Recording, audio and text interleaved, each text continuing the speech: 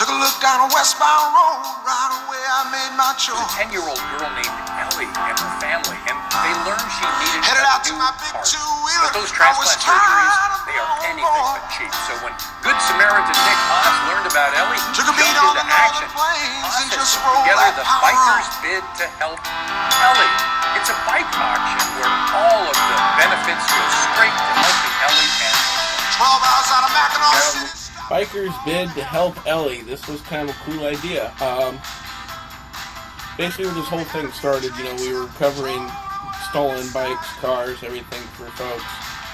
And we started getting partnerships with Central City Concern, Rapid Response, the folks who go around Portland and clean up homeless camps in those situations. And we get contact with them, and their guys start calling me like, hey, we found this, hey, we found that. Hey, I went looking for... We start going in and cleaning up camps and picking up motorcycles and vehicles and such. And we start notifying registered owners. And as time goes on, we've been doing this now a little over a year, we start accumulating things that nobody wants. They were trash, they were beyond repair. Some stuff didn't even make it to get photographed. It was so far gone. Things where we found a motorcycle with just a frame and half a dismantled engine in it that was full of water and rust. I mean, that's just junk at that point.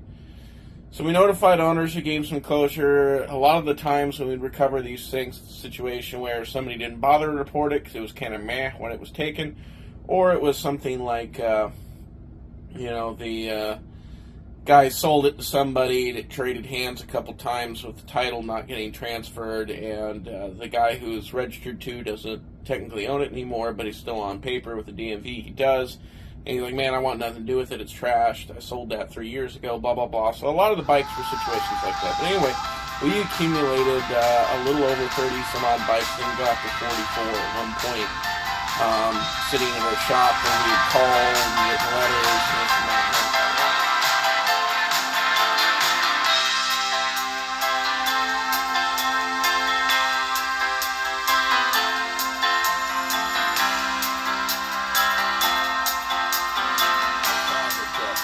Bike Night was raising money for this little girl who needed a heart transplant, and I thought that was really cool. I like things like that. I like when you're going out of your way to do something really cool and thoughtful for someone who needs help. I mean, to us, all of us would sacrifice everything to save the life of our child, including our own lives for the most part.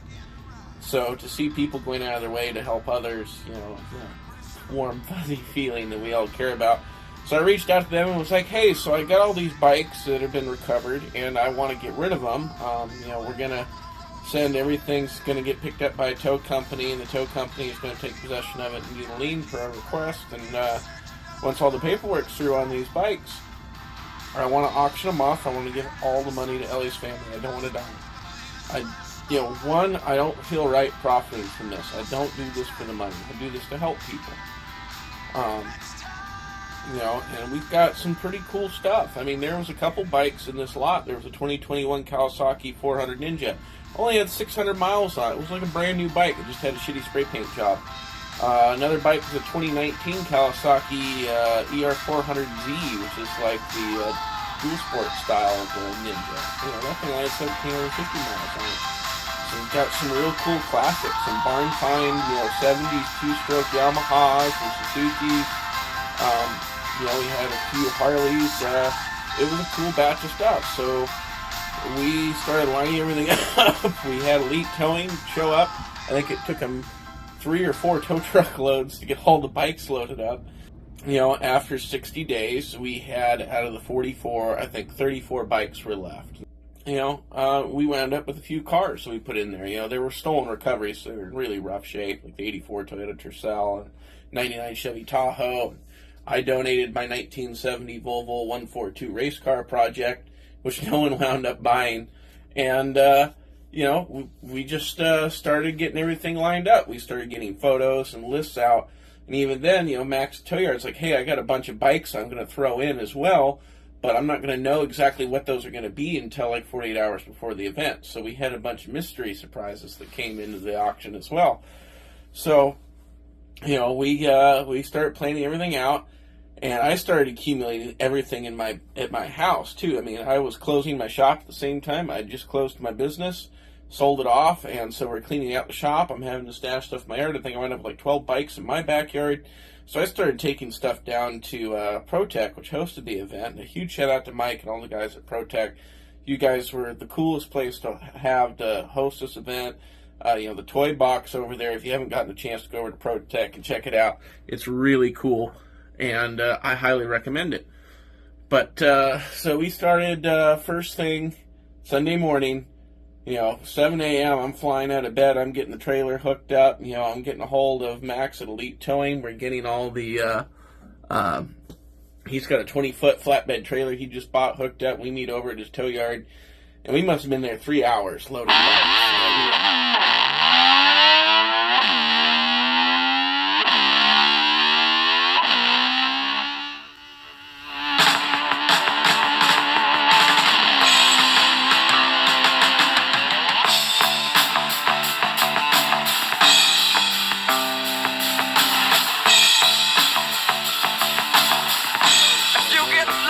These bikes have been sitting around my place for a long time. I've gone through and looked at them and diagnosed what's going on with them, tried to make them run, figure out what runs, what doesn't, what's blown up, what's worth dealing with, what isn't, so by the time auction time got there, we opened up at 2 p.m., last of the stuff showed up at 3, we got everything lined up, I started the auction, and I played auctioneer at 6:10, I started doing that, and we just plowed through every single item until they were all gone, and it worked out.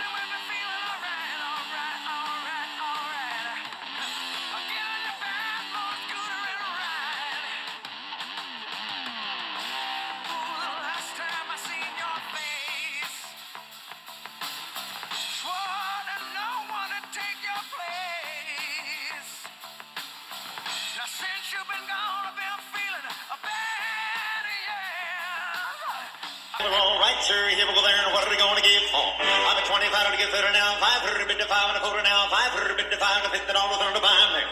There was a boy in Arkansas who would listen to it all, and she told him he should go to school.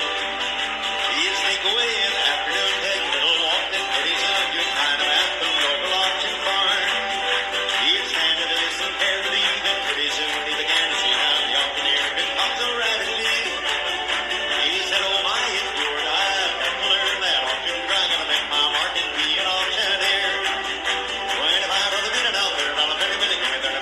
I mean, somebody bought a brand new Kawasaki, a 2021 Kawasaki with 600 miles on it for $1,100. Another guy got that Kawasaki 400Z, $1,750. It only had 1,750 miles on it. He got it for $1 a mile. It was amazing. This worked out beautiful.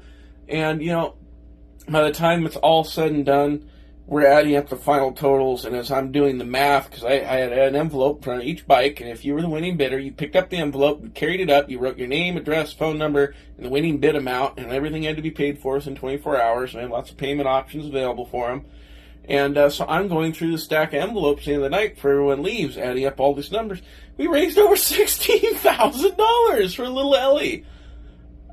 I mean, Merry Christmas, everybody. Way to hit it out of the park. I love every single one of you, and if I could afford to, I'd invite every one of you over to my house for Christmas dinner, and I would make sure it was one epic spread just as a thank you, because that was one of, hands down, the best things I got to assist in coordinating and facilitating and participating in my life as a group effort. That was a beautiful thing, and it shows that how strong a community can come together for the right cause. And if we can come together to raise money to help little Ellie cover her medical expenses with her family and make sure that they're going to be okay, then we can all come together in even bigger ways and do even bigger things for a whole city, not just one individual. We have the ability, I saw an opportunity there for us as a group of individuals who, gather around motorcycles and good causes, can come together for even bigger and greater things too. And it gave me hope, a lot of hope for the city of Portland and what's to come in its future. I feel like we could actually do something about this. There was not a single person in that place that night that I wouldn't trust with my drunk girlfriend and my wallet full of cash. There wasn't anybody there who had any nefarious intent. They were all there for a good cause. They all respected one another. I mean, we had one guy who bought like 6 bikes in a car. Like, literally, he bought a van the very next morning and showed up just so he could haul all the stuff that he bought back to his shop. That was the coolest thing ever. I mean, people really went above and beyond, out of the way. Mike at ProTech, he even bought a couple bikes. His son bought his first bike. Some lucky little guy got a electric crotch rocket with only 9 kilometers on it. I forget what the conversion of miles is on that, but it's like 5, 6 miles maybe? It was brand new. It worked. It's just cool.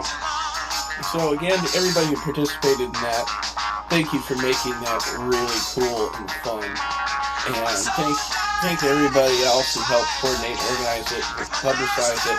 Huge shout out to Coin 6 News, who got us on the 5 o'clock news, who got us on the week before. I mean, we've had people reaching out from New Zealand and New York and Australia and even as far out as, Mongolia. I had an email from somebody out there who somehow thought he was an off-road rider out in that area. Like, it's just crazy how quickly the news spread around something good and kind from Portland for us.